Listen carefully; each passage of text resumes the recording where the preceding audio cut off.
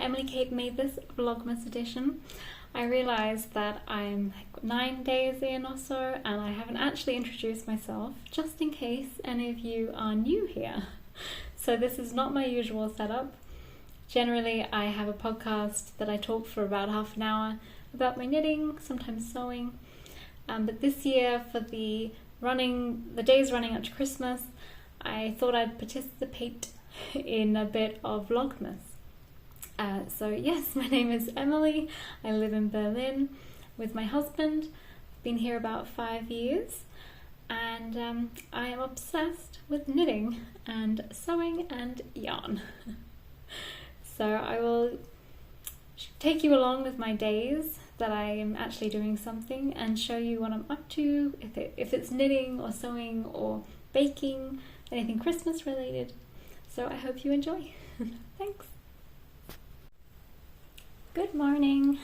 Just having a sip of some matcha tea. Well, matcha latte actually. And finally, I'm starting on my Christmas socks. I cast them on about a month ago, but my ribbing was so loose because of my purling technique. So I half taught myself to purl the continental style, but then discovered that actually I taught myself the Russian style, which is twisted. So the direction that you wrap the yarn, I did it the wrong way. But it did mean that I have a much tighter rib. Unfortunately, a lot tighter. So I went down from my usual 60 stitches to 56. And it looks kind of tiny. So I hope, because it's rib, it will stretch around my foot. That would be really awful if I did the complete opposite way around this time and made it too small. But my regular knit stitches are looser than this ribbing, so it is already starting to flare out a little bit. Not sure if you can see that. But fingers crossed it will work, because I got this yarn for Christmas last year. It's West Yorkshire Spinners, and I think it's called Fairy Lights, Sparkle Lights, but I think it's Fairy Lights. And I accidentally purchased the version that sparkles, although you can't see it here. But it's so cute and so pretty and so Christmassy, and I was so excited to cast on my socks, and I ended up going down to like a 1.5mm needle, and my hands were saying, nah, not having any of that. So I'm back to my 2.25 and hoping that this ribbing will be the cure for this, and then I'll have some Christmas socks. And yeah, we'll see how well that goes. And I will also show you my update on my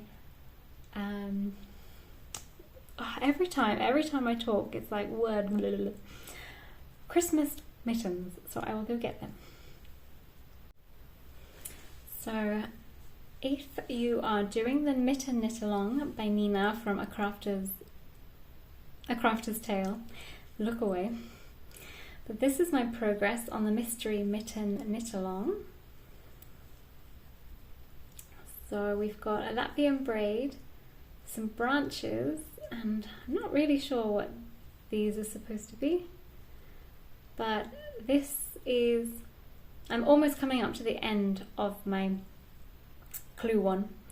I just need to repeat this Latvian braid again down here and do a row of knitting, and then I'll be on to clue 2, which is a massive portion. It's like basically the whole mitten. So that will take me a while. I'm definitely going to be very behind on the clues. The one gets released every Sunday for the Advent, and yeah, Advent 2 has already been and gone, and I haven't actually started it, so it'll be maybe January, maybe February by the time I finish both. I'm pretty slow with colour work, and I'm pretty slow with small circumference, so this is the two combined. But I think they're going to be really beautiful and warm, and right now it's snowing, so sadly I can't wear them right now, but I have others.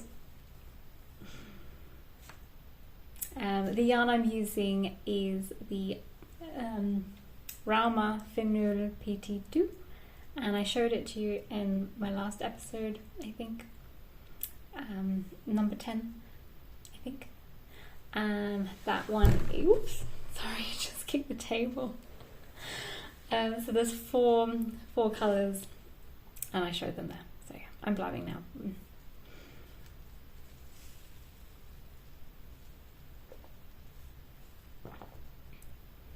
And on my next episode I'll talk in depth about this, but here's my ranunculus, finished and beautiful and soft and lovely.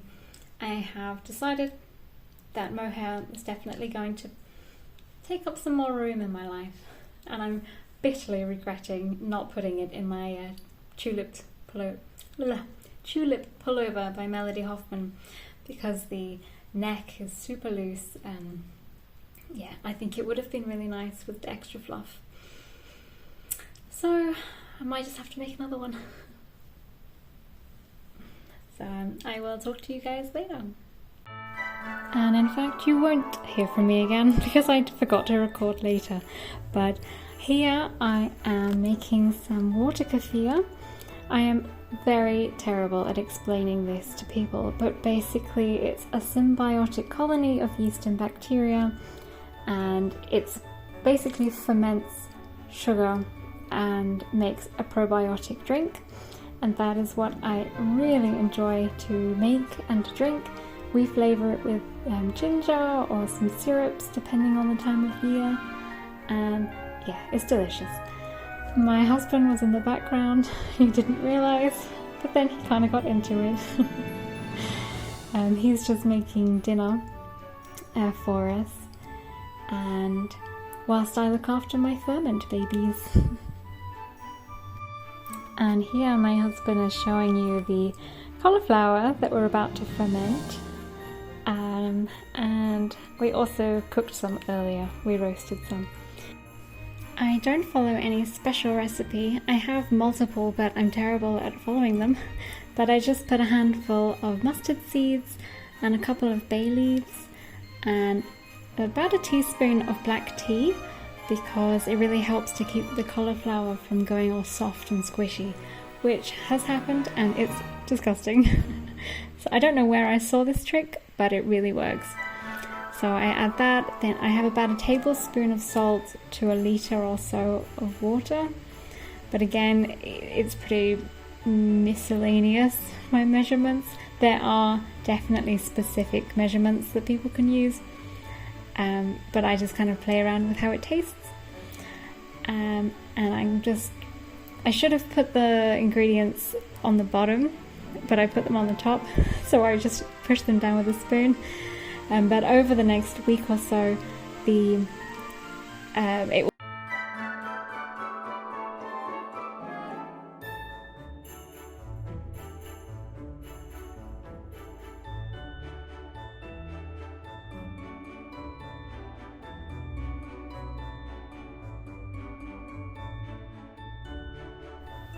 Good evening. So I am this far into my Christmas sock. Sorry, there's a lamp right there, so it's probably blowing out a little bit. But this is my sparkly, which you can't see, which is making me very sad. But my sparkly Christmas sock that I started yesterday, I think. As I said earlier this morning, the rib is a twisted rib, so twisted pearl and twisted knit. And I'm currently on the heel trying to learn the continental pearl. Oh my goodness. I want this to be a smooth action that uses very little of my fingers, because it's so easy for me to get wrist and finger pain. And the Norwegian style was so good, but it's so loose. And now that I've seen how tight, like crazy tight, the continental, although technically this is the Russian pearl or twisted pearl, works, I really do need to do the continental, because it's going to save me a lot of trouble with necklines and other ribbed or pearl requiring garments. But my goodness, guys, how do you do this? How do you do continental purling and do it fast? This is hard. Okay, that is all for now. I have nothing more to say except wish me luck. So every morning we will burp. I know that sounds horrible, but we will burp the ferments because if you don't, they will explode and nobody wants that. So every day we burp them several times.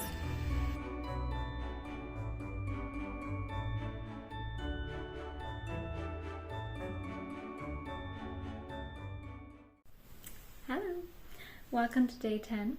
It looks very much like day 9. And I am still battling with my sock. I was so excited that I could finally knit normal 4-ply socks now that my ribbing situation was sorted. And I don't know what happened, but the heel of my sock went so wrong. I somehow managed to be off, so the heel went sideways. And I don't know how.